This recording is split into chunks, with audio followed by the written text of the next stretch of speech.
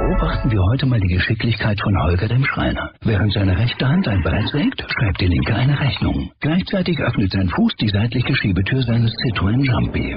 Ein guter Transporter ist wie ein guter Handwerker, ein echter Allrounder. Der Citroën Jumpy schon ab 175 € im Monat. Optional mit Hands-Free Schiebetüren. Jetzt bei den Citroën Business Days. Blog Talk Radio. Hello, everyone. This is Chriso, and I'd like to invite you to this conversation about Kundalini and Devotion. And before we get started, I would like to welcome Erin Santara from Ireland. Hello, Erin. Hello, Chriso. If there's anything that you would like to announce at the beginning of the show, please do so.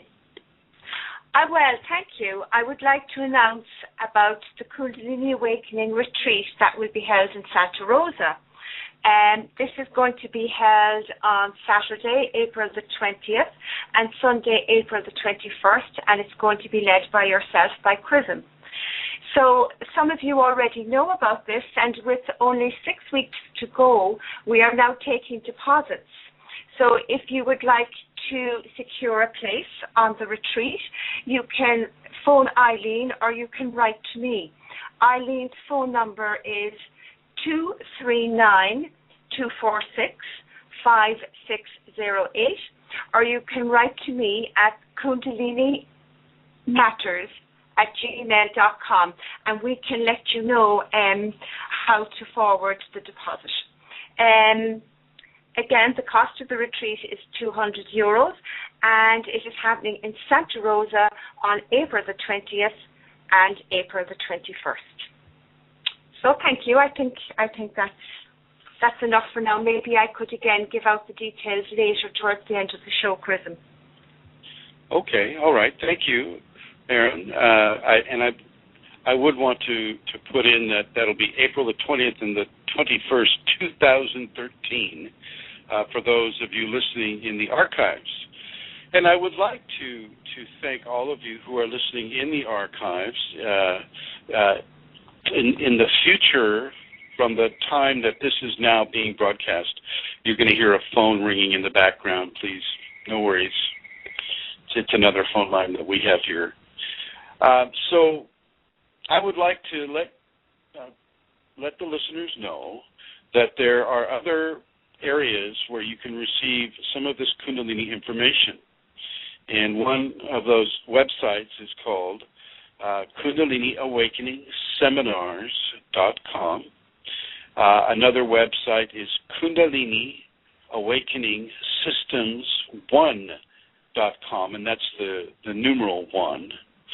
If you're on Yahoo, you can reach a Kundalini community we have there at Kundalini Awakening Systems 1 at yahoogroups.com. And then we have multiple communities on Facebook, and the Facebook's one is called Kundalini Awakening Systems 1 at Facebook. And then there's another one, Kundalini with an apostrophe, Kundalini Awakening apostrophe. And then there's another one, Kundalini Ashram, a Kundalini Ashram. And feel free to join any of those communities for additional Kundalini awakening information. We also have one on Google+, which once again is called Kundalini Awakening apostrophe.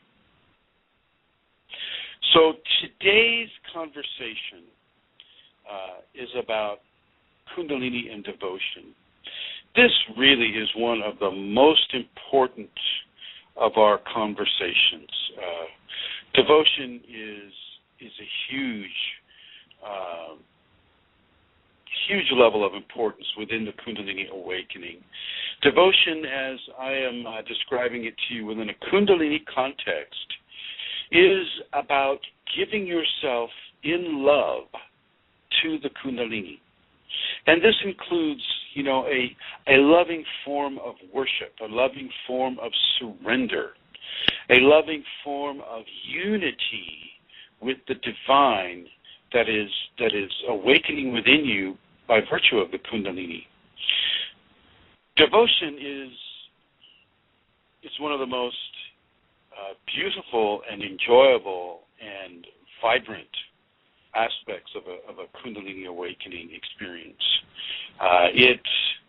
It can set the tone for how your development within the Kundalini is going to proceed, but also it can bring about a balance and some amelioration of some of the more challenging aspects of a Kundalini awakening event.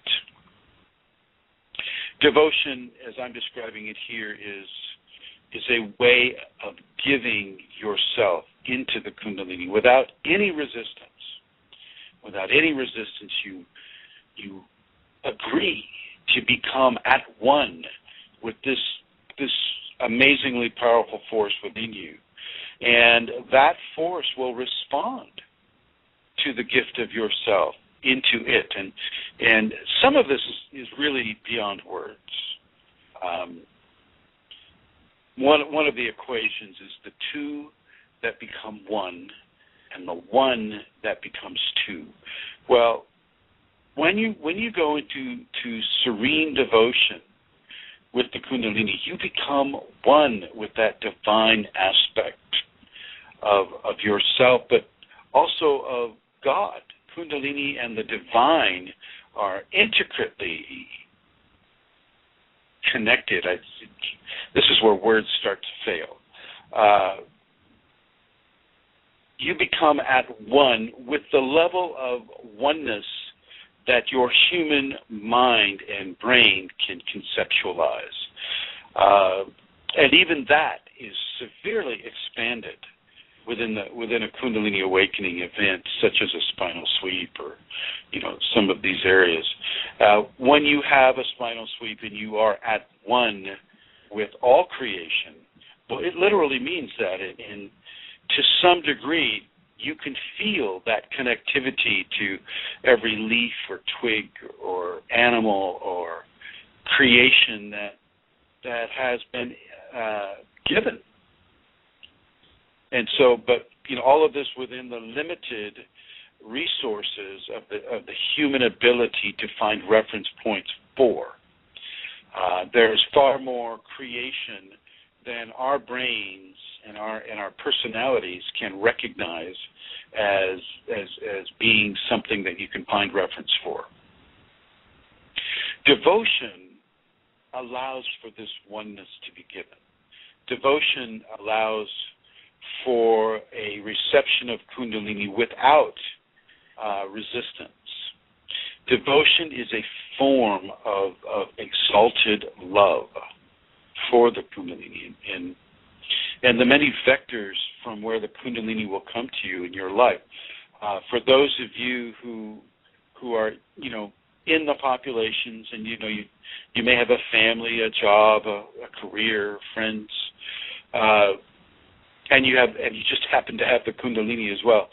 Well, the devotion would be from you to that Kundalini within you, and it's easier to conceptualize when you have some of the attendant phenomena, the kriyas, or seeing some of the light phenomena that comes your way, the audio phenomena that can come your way, the tactile phenomena that can occur.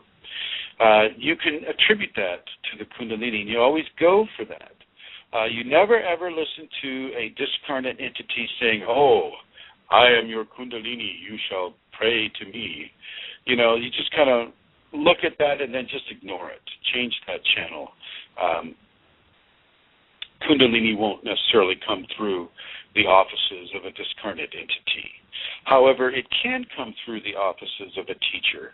If you happen to have a teacher who perhaps gave you Shaktipat, or perhaps you have discovered along the path that your Kundalini has been leading you on, well, that person, provided they do actually have the awakened Kundalini, that person you can give devotion to as a way of targeting the outside to the inner and the inner to the outer. As above, so below, as below, so above. Some of you may have heard that ancient equation. And as long as, the teacher is approachable in that way, or the guru, Another word for teacher is guru in the Sanskrit language. This you can do, and if any of you are familiar with some of the Eastern practices, you'll notice that giving devotion to a guru is not uncommon.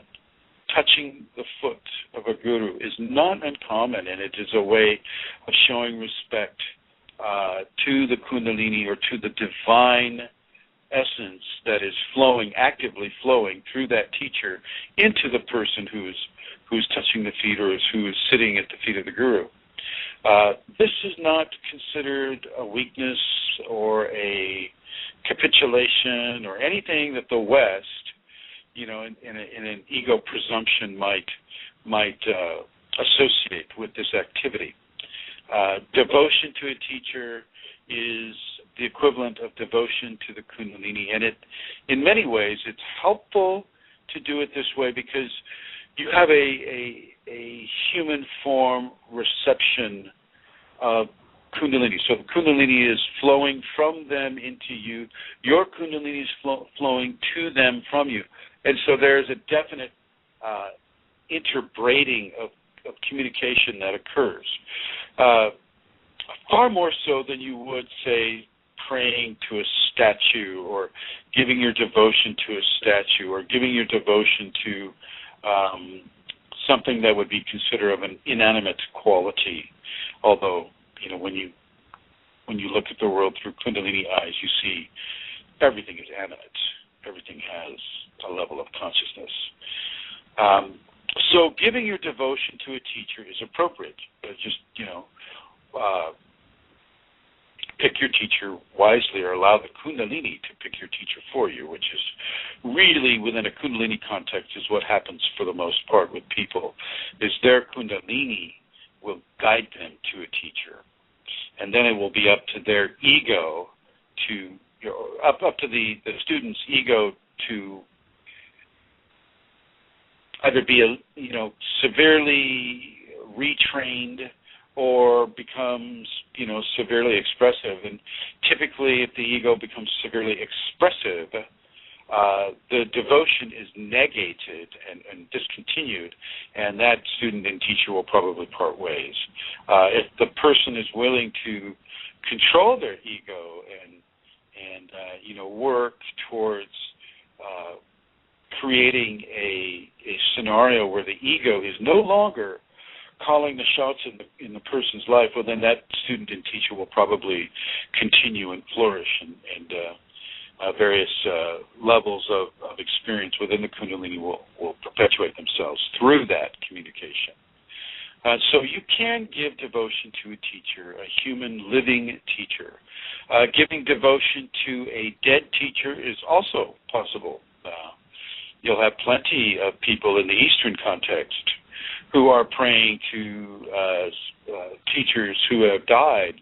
Some of them died thousands of years ago, and people can give their devotion to those teachers as well.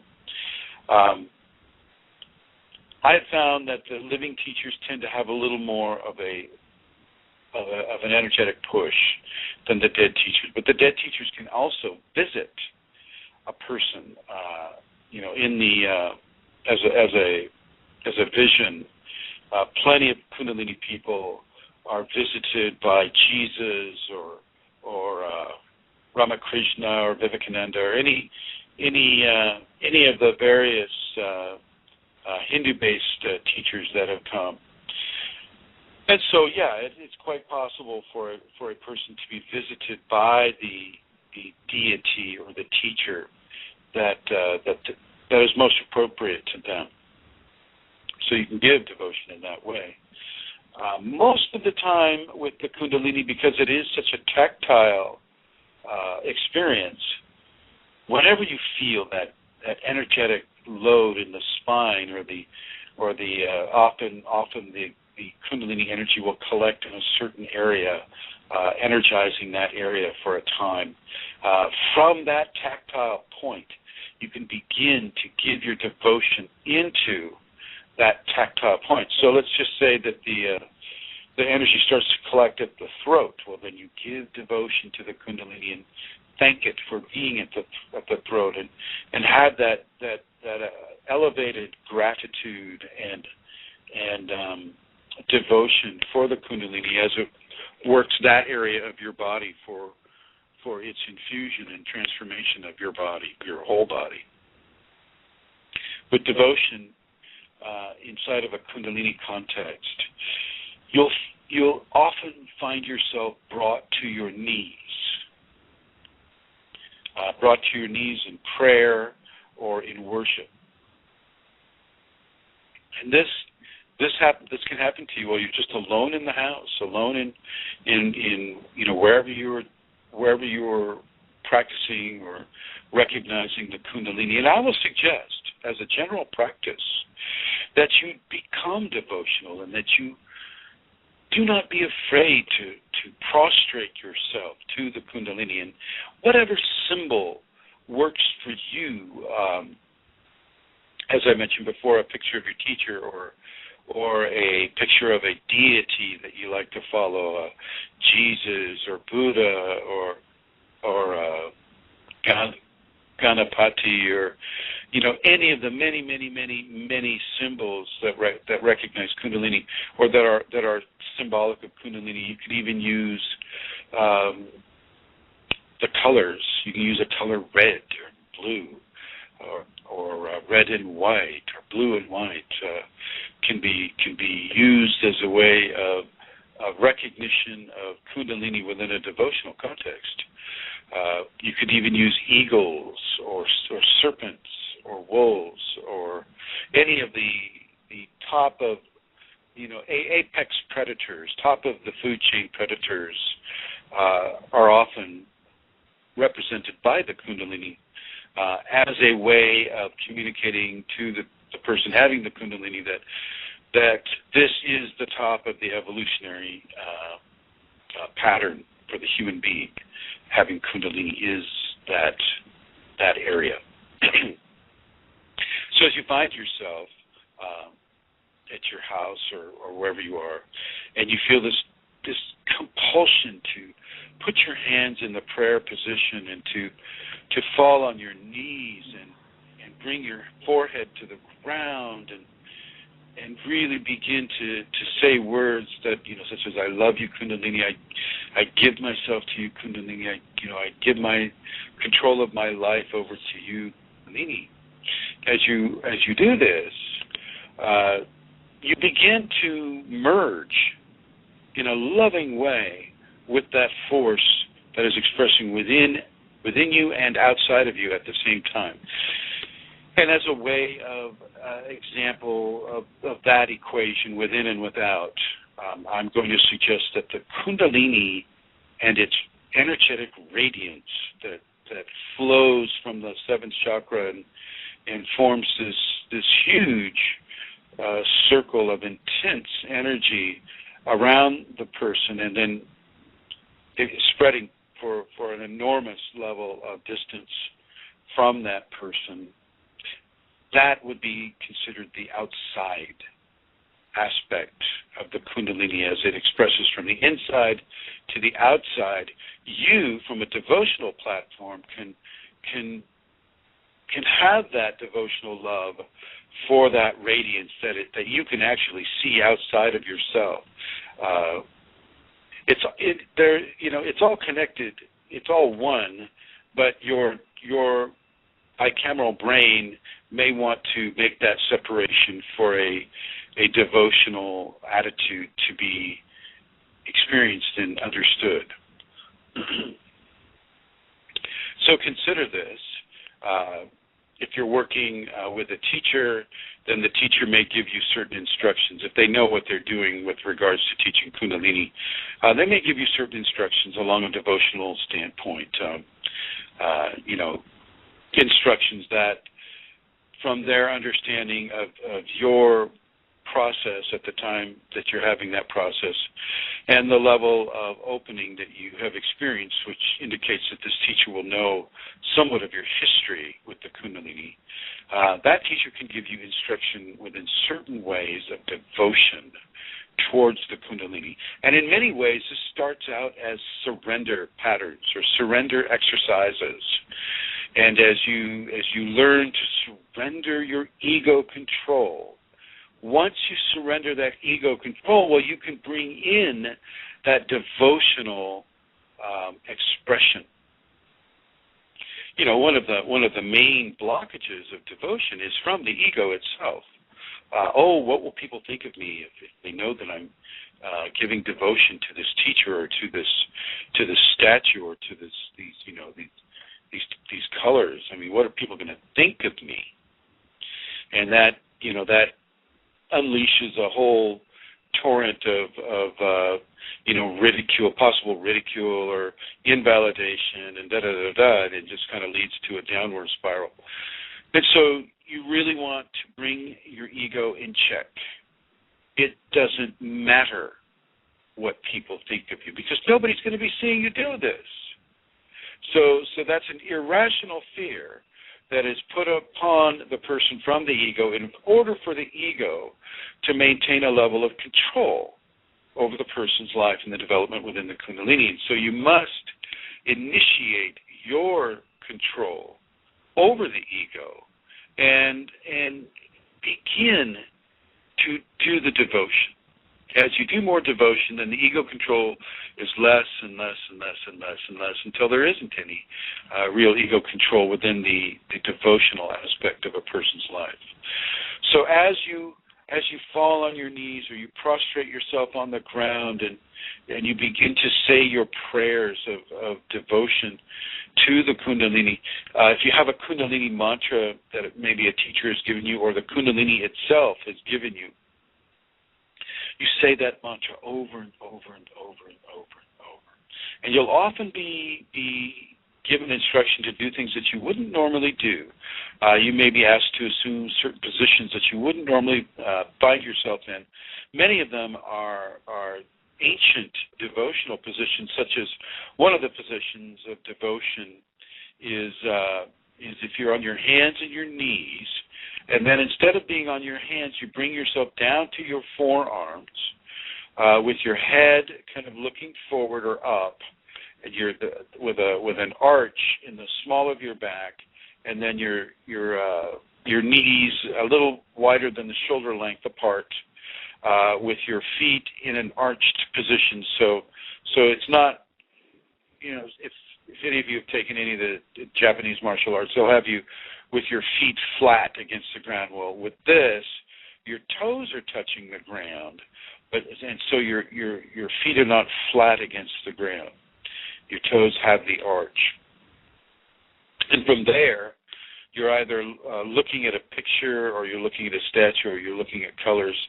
And as you occupy the visual sense, you're also repeating a prayer or a mantra that mobilizes the vocal sense and the audio sense, because you can hear yourself saying it. Okay, and so with this trinity of effect, in addition to the actual position, this brings on this has the possibility of bringing on a very strong devotional response from the Kundalini to you. And so I will strongly recommend that anybody within or the Kundalini already, or anybody who is working towards having the Kundalini within, adopt this position and some of the other positions that we may discuss later on. Devotion is a very, very strong, compressed form of love, giving love to all creation, all divine creation around you. And this serves also as a healing platform. As you're able to establish a representation within yourself of devotion, a format of devotion within yourself to the Kundalini, so will the Kundalini begin to expand that devotion into many of the activities that it will be bringing you to do, such as healing. Healing with the Kundalini is already very strong, but when you add devotion to that healing, you you add a level of grace and a level of power to that healing that really goes beyond my ability to describe.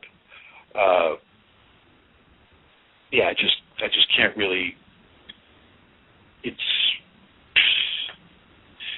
The divine is not something that is easily translated into words. So I'll just have to say that the healing is amazingly powerful when a person is in a constant state of devotion. And this also brings up other phenomena associated with the extreme devotional state, which is bliss. Bliss becomes quite common within the devotional experience, as well as ecstasy and the ecstatic areas of expression. And what this is really the body responding to divine contact.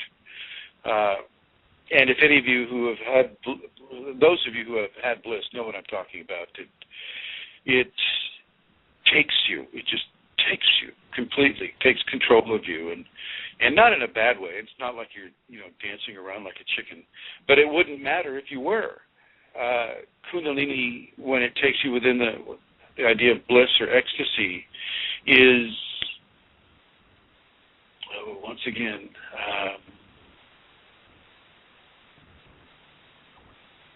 The body responds in certain ways, and either through shaking or through squeezing the eyes closed really tight, or copious amounts of tears, or sobbing, or any of the relief valves that the body has to channel this energy through, because it's so strong that the Kundalini will force the relief valves to open so that the body is not damaged by this amount of energy coming through.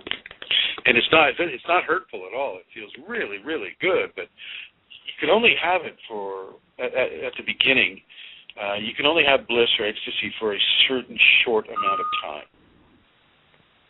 What was that, I wonder? That's with me, Chris. I'm sorry. Okay. It's my PC doing its thing. Sorry about that. Can you put yourself into the blue there, please? Yeah. No, I've done it now. I see. Okay. So just kind of popped me right out of that stream.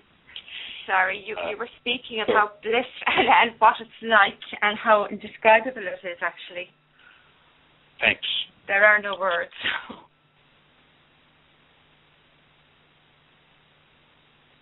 Okay, so with regard to the bliss, the Kundalini will forcefully open those valves and allow the energy to stream off into the areas around the body. Devotion will bring these experiences to a person. And the nice thing about devotion is it's a voluntary thing to some degree.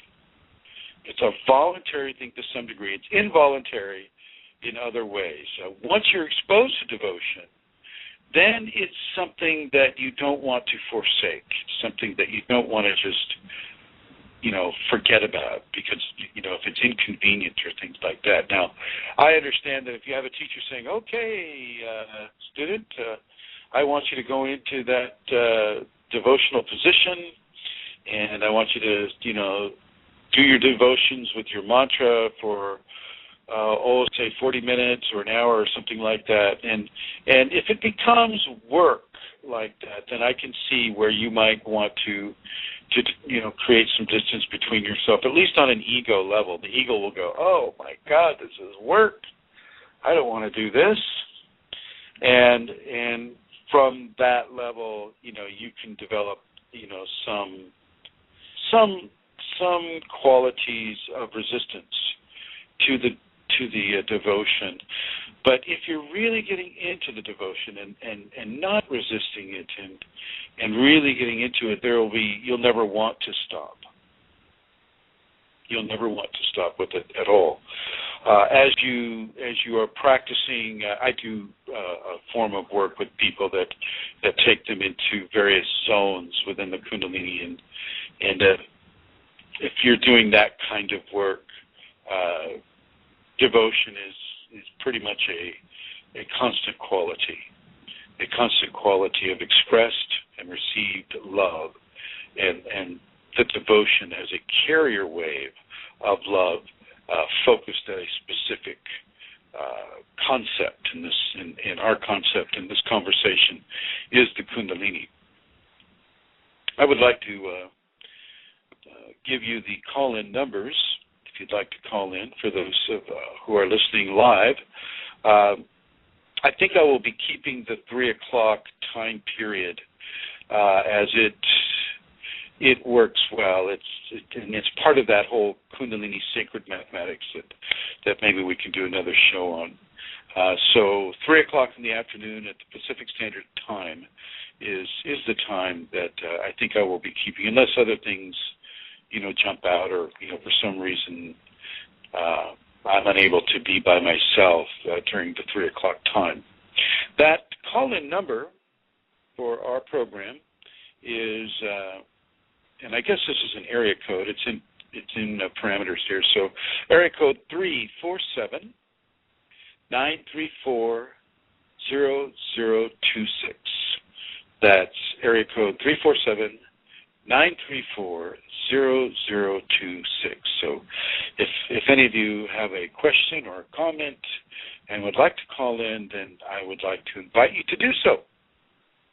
And Cruisin, can I say something about that as well? You can actually ring that number from any country on Skype if you have credit, and it's really so cheap. It's almost free. There you have it. There you have it, ladies and gentlemen. Because I'm actually on Skype and I'm phoning in, and it's fantastic. So anybody can phone in from any country.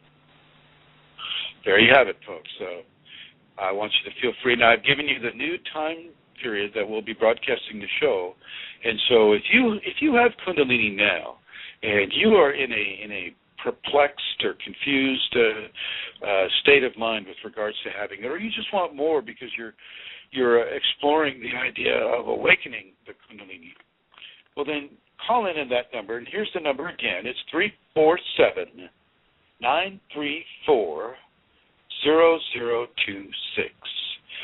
Amelia, do you have anything to say about your experiences with devotion? Oh, wow. Well, devotion is, it's so central to my life. I mean, it is interwoven really in everything that I do. I mean, when I had my Kundalini awakening event, devotion, I was on my knees for days and days and days. And then that faded. And I suppose, there's the devotion that comes in a spontaneous way. As you said, I could be in my kitchen and I go into spontaneous devotion. I will go down on my knees. I will, it's very hard to describe, but there's also the devotion that I would do that I suppose is planned, or it is where I take time to be devotional, where I cultivate or I foster that love that I have for Kundalini, where the union with God, with Kundalini, occurs in a time that I give it. So the two things, it's happening all the time. You don't have to be anywhere in particular or doing anything in particular to be devotional, but you also can create, it's an attitude really. I suppose it's an attitude of my spirit now to be in devotion all the time.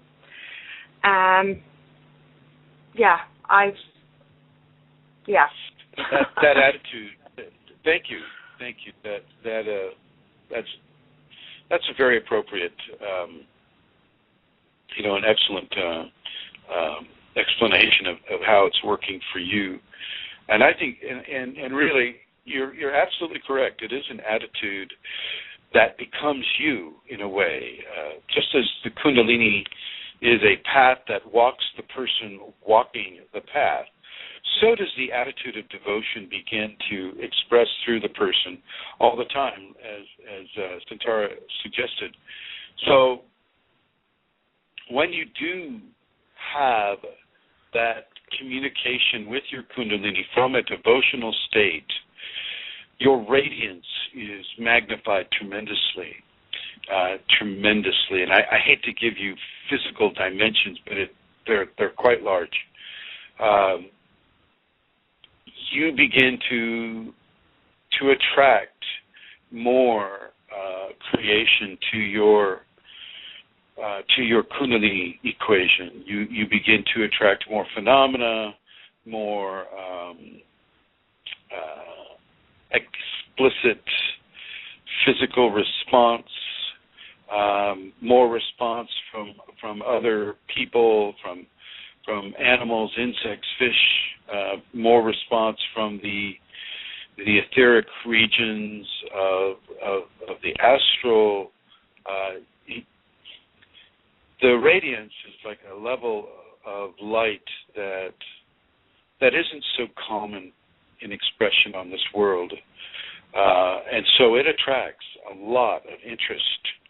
And many beings that are even considering taking a human body as an expressive vehicle on this earth, will look at a person having the Kundalini, with the devotion and begin to learn what it is, to do this, what it is to have this body and to have the Kundalini dormant in the body for a certain number of lifetimes, and then to have that flower bloom with the Kundalini and with the love that is incorporated within the devotion, and how this takes one into an ascension platform that is quite profound, quite profound. So devotion is, as I mentioned at the beginning of the broadcast, a very important, very big step towards at oneness with the divine. And it is also a very important step of surrender. In some contexts with the Kundalini, you could see devotion and surrender as being synonymous with each other. They mean almost the same thing. Surrender is more of an acute control vector over the ego, forcing the ego, which is a big deal here in the West, where everybody is basically living their life from their ego. So as you surrender your ego control over your life and your life's choices, as you do that over and over, you begin to bring in levels of devotion, levels of connectivity to the divine source that is once again inside you and outside of you at the same time.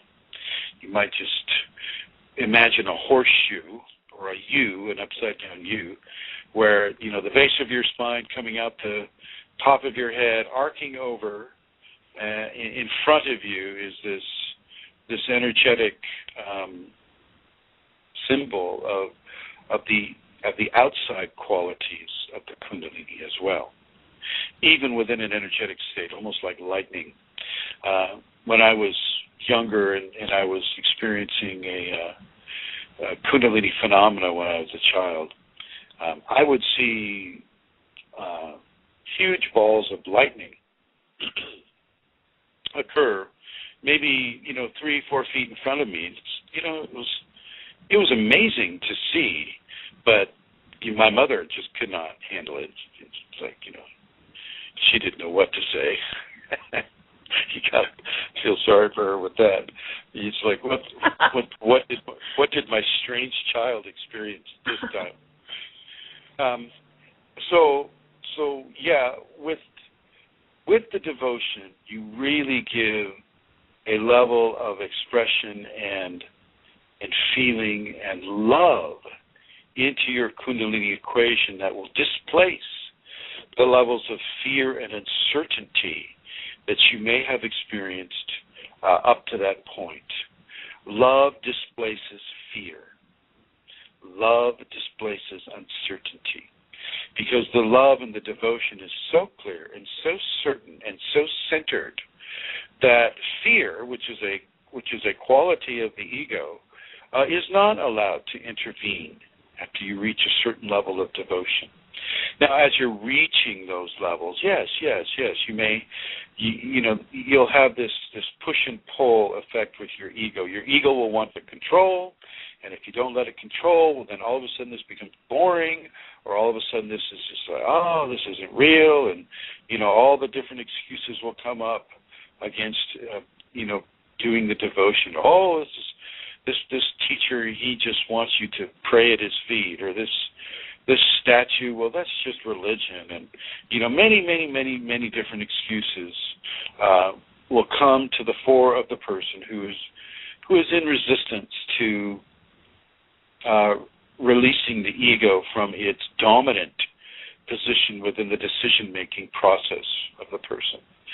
So you really want to do that, though. You want to push the ego out of its control spot with how you make your choices and decisions in your life. The ego, I'd never say kill the ego or obliterate the ego or any of these things, but I do say take its control over how you are away, okay? And this allows the ego to learn. Ego is the equivalent of a 10 or 12-year-old child. And so, when you take it out of the control seat, you allow it to observe and to learn. And in the Huna sense, if you're familiar with any of the Huna teachings, as espoused through Max Freedom Long, and he's the only person I will suggest that you listen to with regards to the Huna, and by that I mean reading his books. As the ego is pushed out of the control seat, it learns what it needs to learn to become a middle self, or in the Polynesian term, the uhane. And then the uhane, of course, which is where you, who are listening to this right now, are, the uhane becomes amakua, which is the divine, or God, within the Huna understanding. So you push the ego out of the control seat. You make sure that it doesn't get to have its agenda honored as you're within your Kundalini context. And as you do that, you become able to surrender yourself. You become able to give of yourself. You become able to trust the process without going into fear of ridicule or fear of phenomena or fear of any sort. You are being given an opportunity to really experience the power of love. The power of love through expressed devotion. So you find yourself on your knees with your hands in prayer position, and you find the hands going from the heart to the head to the top of the head and opening. You find your fingers in the Kundalini mudra. You find yourself prostrating yourself down and saying whatever mantra, if you're given a mantra to say, and then coming up and doing the whole thing over. And as you do this over and over and over, if you look at it from the outside in, you'll see that your spine is pumping more Kundalini up just by virtue of the prostration, the repeated prostration that's occurring. It's the action of the hips, the action of the spine, the action of the legs and the arms. They all are working in a synchronistic expression of bringing the energy up. Bringing the energy up to the top of the head and out, up to a specific chakra in the body, innervating that chakra, energizing that chakra, and moving throughout the energetic and vascular system of the human body, spreading the transformation, adding to the transformation, assisting the transformation through love. Through love, this is occurring. Through the devotion, the projected surrender through love that a person has for their Kundalini process. And this, once again, as I've mentioned, becomes amplified tremendously. And as Amelia mentioned, it will happen all the time after a while. After a certain amount of practice of surrendering the ego control and getting into this place where the devotion is quite strong, you will find that it happens all the time. There's never a time when you're not feeling and expressing that surrendered love to the Kundalini, that devotional love to the Kundalini. And this will often translate into worshiping of the Kundalini. And, some of you, they got a problem with that worship word there. And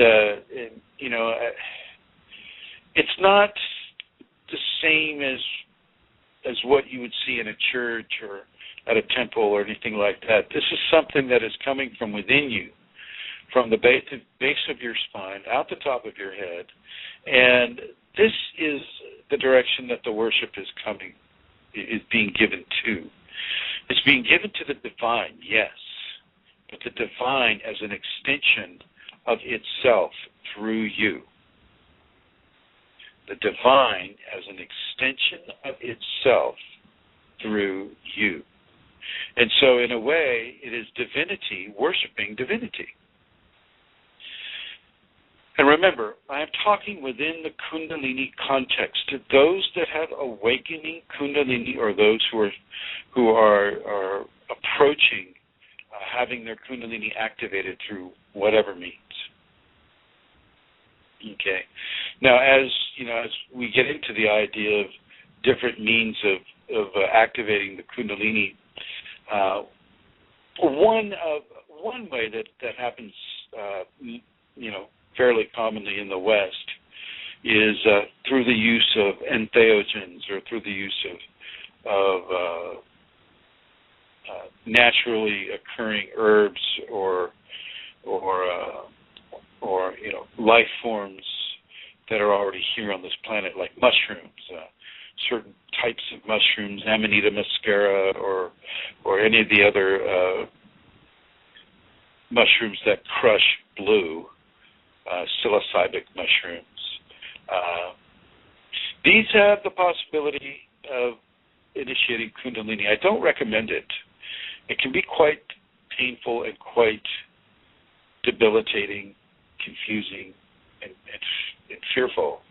But I know some people are going to go there, and so I do need to mention it. Another vector of activation through the natural world is ayahuasca, which is the tea that is taken from the ayahuasca plant and the chacruna leaves mixed together in water. This also has the ability to activate the Kundalini. And if you're going to go this route, please begin to initiate devotional levels towards the Kundalini before you even do it. If for some reason you have to take, this is called the short path. If you're going to take the short path, which is also one of the most dangerous paths, then I'm going to suggest that you begin to initiate a devotional pattern of expression before your Kundalini is awakened, so that after it is awakened, you will at least have that tool to be able to ground yourself with. Once again, I do not, and I strongly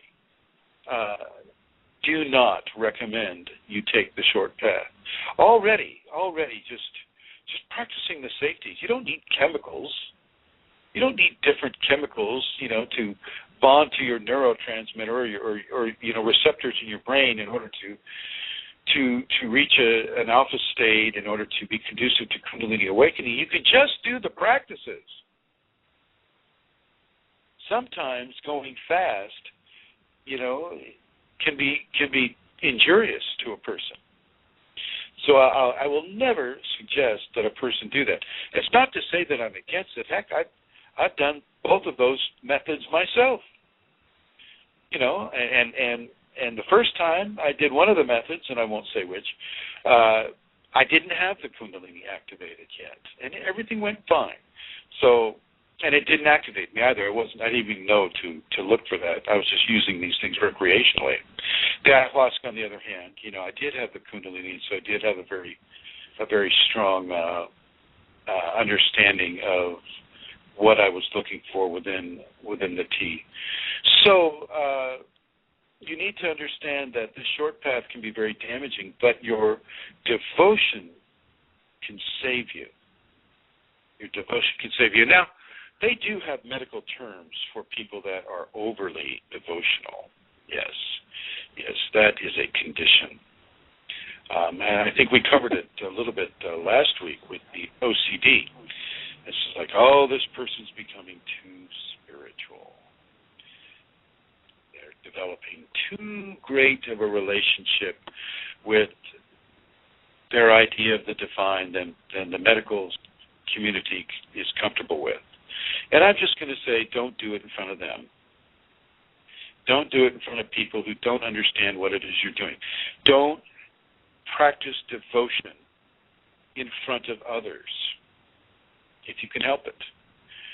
Now, if you're just standing there and you're in devotion kind of quietly to yourself as you're in line at the grocery store or putting gas in your car or, attending a social event, well, that's fine. That's one thing. Just so nobody really knows what you're doing. But if you start falling on your knees and prostrating yourself, here in the West, they're going to consider that they're going to have a problem with that, and they may initiate a intervention. And the last thing anybody with Kundalini needs is a medical intervention of psychotherapeutic resemblance. And so don't go into devotion in front of people who won't understand what it is you're doing or who are dead set against it. There are plenty of atheists out there who just do not agree with anything of a devotional, quality. That it smacks of religion to them, and the religious history of this earth is not the most positive one, and I understand that, and I get that. I wasn't raised religious either. My mother made us go to church on Easter and Christmas just to learn manners. You can see what kind of a kid I was, huh?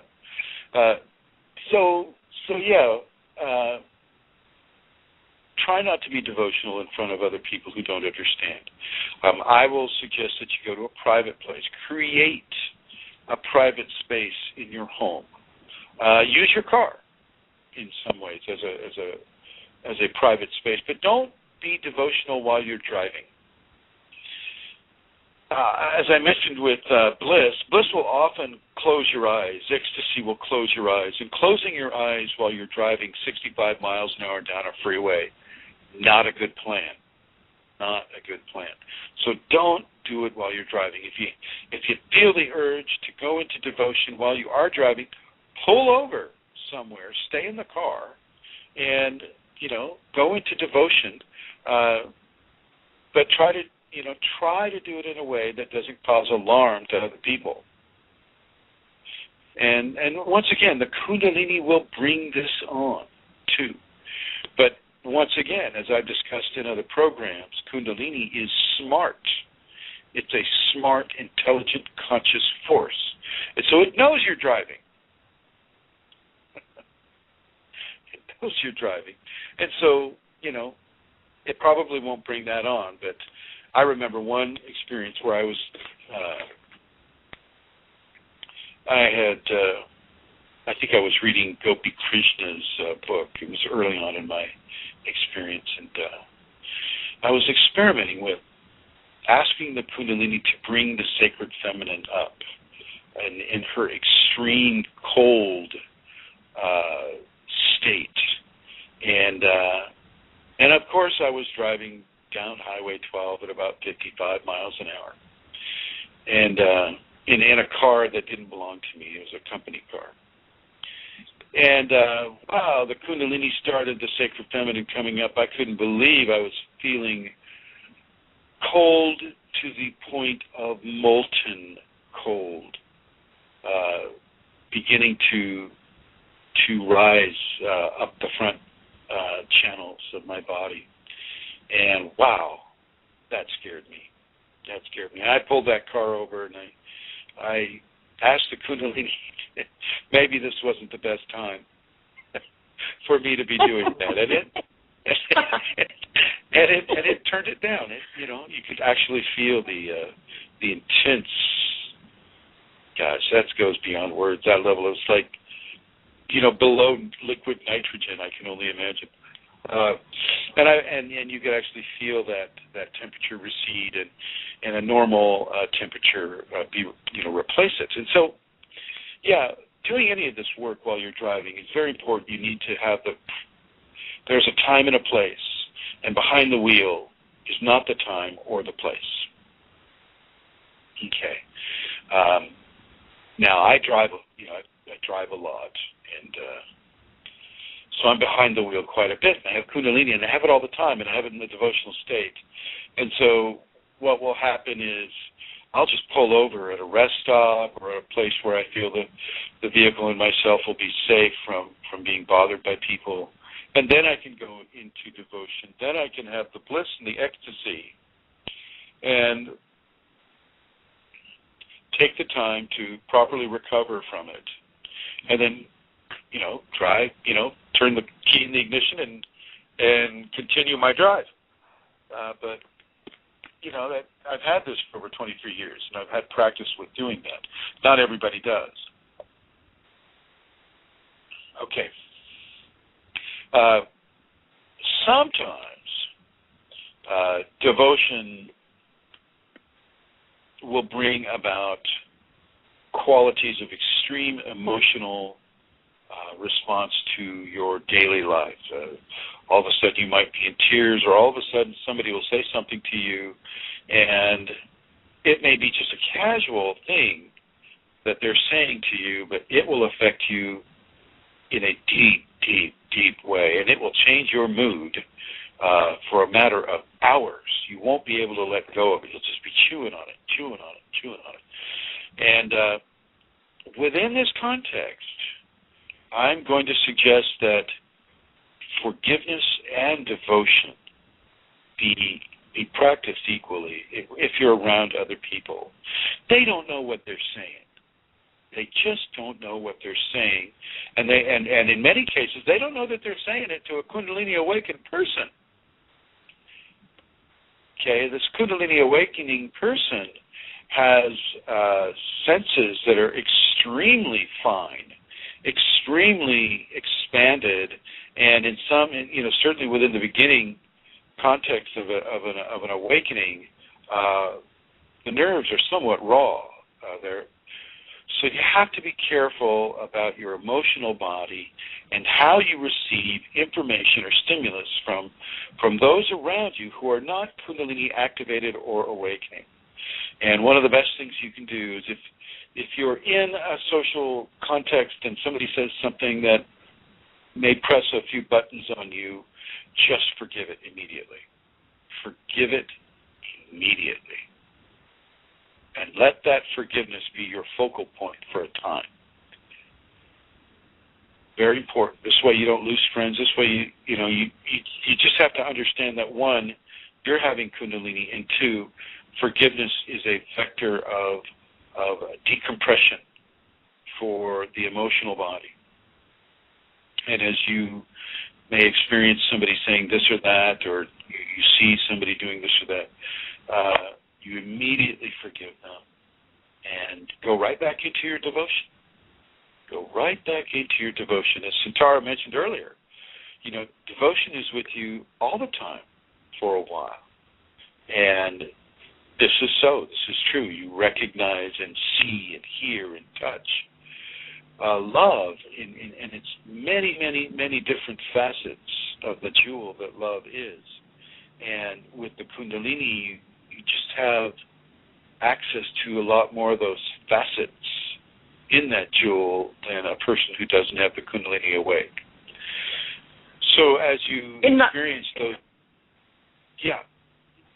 I was going to say there, Chris, in my day, or my body is a living worship to the divine Kundalini as well. It's a living worship. Does that make sense? Yeah. It's a living expression. Yeah. Worship to the divine, and it becomes that way. And thank you, Sitar, for bringing that. It's absolutely true. Take it down to the cellular level. Everything is working towards your ascension platform in your body. Your cells are all getting along with each other. Except for those of you that have cancer cells, and they're, they can be turned around. By the way, the cure for cancer is really devotional Kundalini. But the cells are all agreeing with each other. The cells on up to the major organs are all in agreement with each other. They're all working hard. And if we go into science, genetic science has proven that each cell in the human body has the capacity for growing an entire human body from that one cell and the dividing force of that one cell. So each cell has the potential for a 20 trillion cell human body.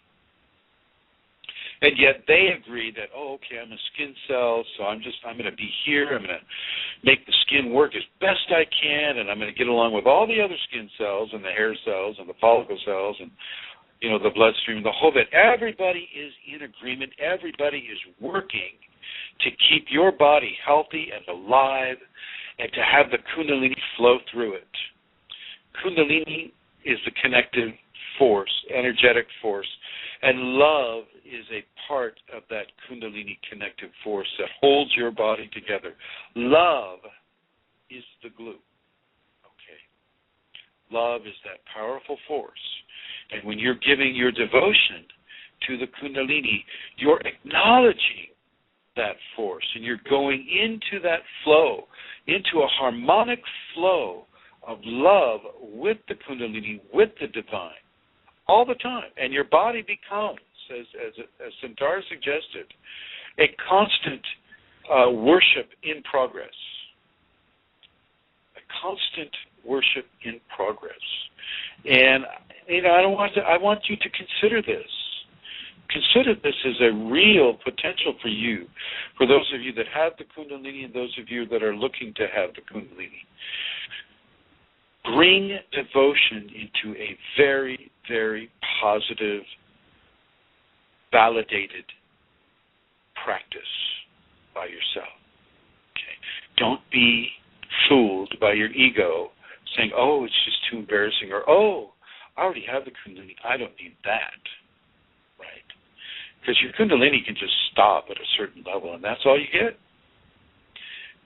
Some of the martial artists, they'll practice with their chi so much that, they'll get an activation of the Kundalini, but because, so much of the martial arts are into competition and or defending themselves against an attacker or taking advantage of an opponent, and it's kind of a weapons in war type scenario, competitive scenario. The Kundalini will stop at a certain level, and it's not a guarantee. I'm not saying that about all martial artists. I'm just saying that generally speaking, until you're able to move out of the competitive venue, the fight or flee venue, and then you'll be at a certain level, but that level is also training you perhaps to go out of those attitudes. So you become a walking, talking center of worship in your body, and all your cells do, and it realigns the people around you as well. They'll feel that devotion. Your pets, your animals, your plants will feel that devotion. Let that be. That is a good thing. That is a good thing. And generally, your demeanor will improve incredibly. I mean, if you are a grouchy person, depressed person, and you start practicing devotion, you become a much happier person. A much happier person. If you're a person that goes up in front of groups of people every day, like say a teacher does. A teacher goes up and she stands in front of a group of people every day. Those people, by virtue of being within her radiance, will be able to partake of her devotion. They won't know it. But because they're focused on what she is saying and what she is doing and what she's demonstrating, they partake of her devotion. So in a way, she is giving people a healing every day she goes to work. A teacher, a bus driver, a corporate boss, a lawyer, a police officer, a farmer, I mean, you name it. Whatever profession that person is in, when you have Kundalini that is supported through your devotion of the Kundalini, they partake of that love. And they just have a better day for it. A better day. And in some cases, a healing takes place for them. Now, let's see. Looks like we have a few people online. So I'm going to put out the numbers again. If anybody wants to call or ask a question or make a comment, the area code is 347-934-0026. 347-934-0026. I welcome anybody who wants to call and make a comment. With regard to devotion and the practice of devotion, I encourage you to take care of all accoutrements of the ego, your jewelry, your watches, do it in as clean a way as you can. Take a shower first. Try not to get your head wet. Take a shower first and be explicit in your cleansing. You're washing off the traces of ego. You're washing off the life that you live through the auspices of the ego. And you come down into that special place, that special room, closet, whatever, where you have maybe put a little bit of a temple there, a little altar with a picture or something that allows you to focus on the Kundalini within you. And you spend some time on your knees and forearms or just in a seated position saying a mantra or singing a song silently to yourself or saying words that allow you to express your devotion to the Kundalini through whatever offices, through the offices of a religion or of a teacher or from the offices of the Kundalini itself. It's all good. Remember, once you have Kundalini, you have endless opportunities of self-discovery. And some of those self-discoveries can be facilitated by a teacher or by a religion or by the Kundalini, but you get to kind of choose what you're most comfortable with at the time that you do it. And the ego will have some influence on what it is you do, how you do it. But that's just in the process of you learning what it is to release the ego from control. Okay. The ego is part of this process. You have to be able to release something in order to open something. Okay. You turn the door knob on a door in order to open the door, or you actually have to push it open. And so with the ego, you push it aside in order to enter the room of Kundalini devotion. I wish I could bring more of this experience into words, but ecstasy and bliss just do not function within a verbal process. I mean, for those of you that have it, you know what I mean.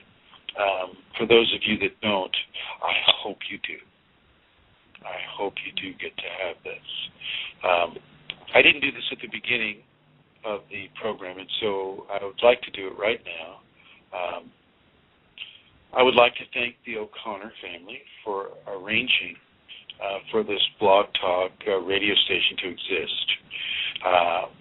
John O'Connor and his wife and their children in the Kingdom of Kerry I would like to thank you all.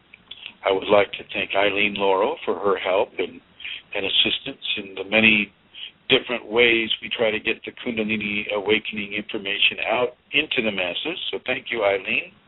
I'd like to thank Amelia Santara for her countless hours of work and activities that she gives into her community, such as Kundalini Integrated Therapeutic Touch, which is another program. Santara has this. She has the ability to initiate Kundalini healings through her integrated therapeutic touch, and this is something that I can discuss in another program if people are interested in hearing about it. So at this point, I would like to repeat the other places that we have this Kundalini information coming through. One place I didn't mention at the beginning of the show is an important place to see this disembodied voice that you've been listening to.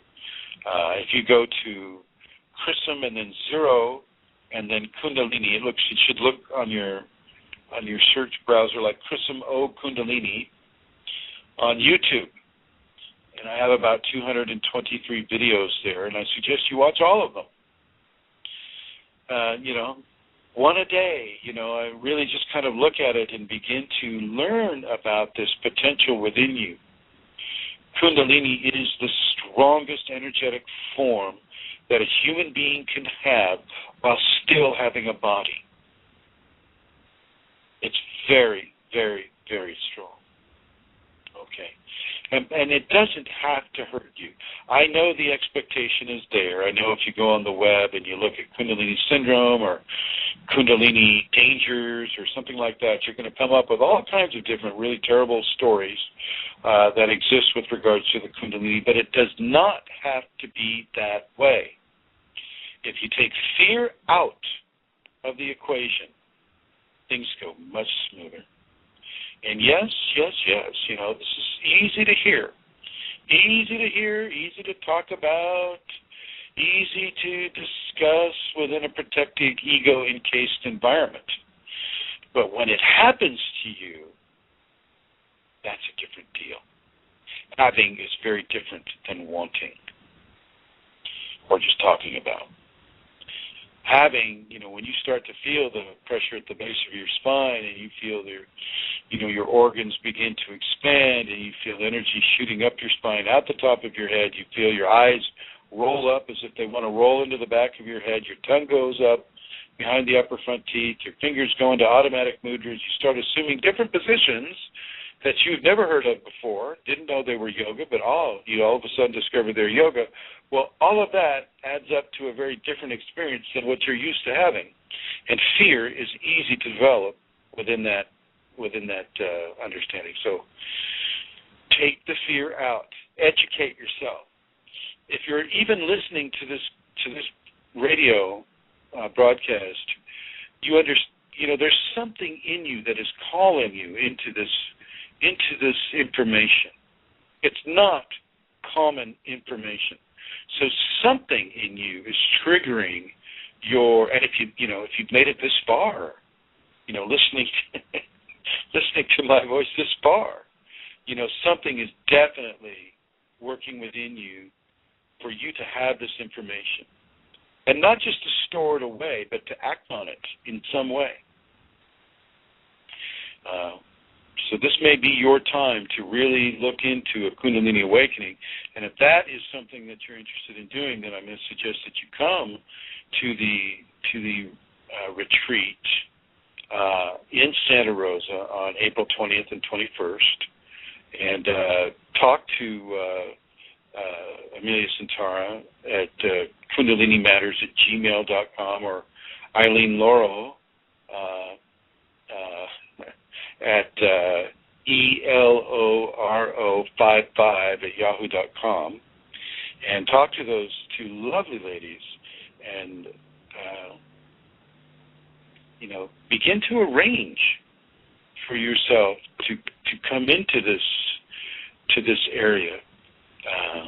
Begin to practice the safeties that you'll find on the Kundalini Awakening Systems1.com site. Go to the menu on the left-hand side. It's, I think, the fourth selection down. It's called Safeties.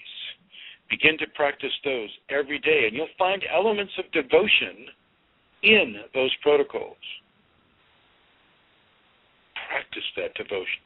Don't be afraid to get on your knees.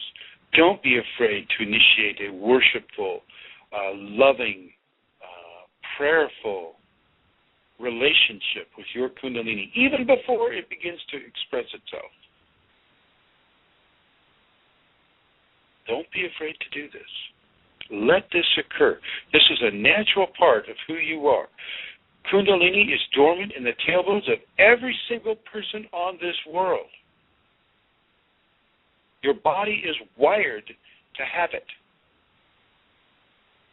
So have it. Have it and begin to feel the grace that comes to you, and then augment that grace with your devotion. Augment that grace with your devotion. So go to the YouTube channel and watch all the different videos, or the ones that you're called to watch, and begin to learn about yourself. Begin to learn about yourself. The next show that we're going to have will be a week from today, and we'll be talking about Kundalini and dreams. And in some of that, I'm going to go through the language of Kundalini as well, because the Kundalini has its own language that you can partake of, that you can listen to and communicate with and learn from. In many ways, Kundalini will come to a person in the dream state and give very, very specific teachings to the person. So that's next week's show. Santara, do you have anything to add to this one? Well, I suppose, the Kundalini within is what sparked the worship for me, from the innermost part of me. But also, it is up to me to also cultivate and give time to that. So, yeah, that's it. Thank you, Chrism. Thank you. And then absolutely, the Kundalini will spark the devotion in you. It will. Don't resist that. But also, nourish it within yourself by just starting on your own. You have to kind of create the environment for yourself too. This is just it's a way of creating an ease with it. It's not required. The Kundalini will do it, but to bring yourself into a greater facility with it, well, then you can begin to practice it already. And you'll notice that many people in the Eastern understandings, like Hinduism or Taoism or any of the Buddhist practices, will pray in a devotional context or chant in a devotional context. Om Nyom Regekyo, or any of the different chants that you'll find in the Eastern understandings. So I want to go online right now and bless the Eastern traditions for being, one, so well maintained, and two, giving a level of information about the Kundalini and a person's relation to the divinity in a very plausible and real option for people to consider. So hats off to all of you in the East. And with that, I would like to say thank you for listening. Thank you for those who have listened live as we're recording this, and thank you to all of you who are listening in the future in the archives. Goodbye. Bye.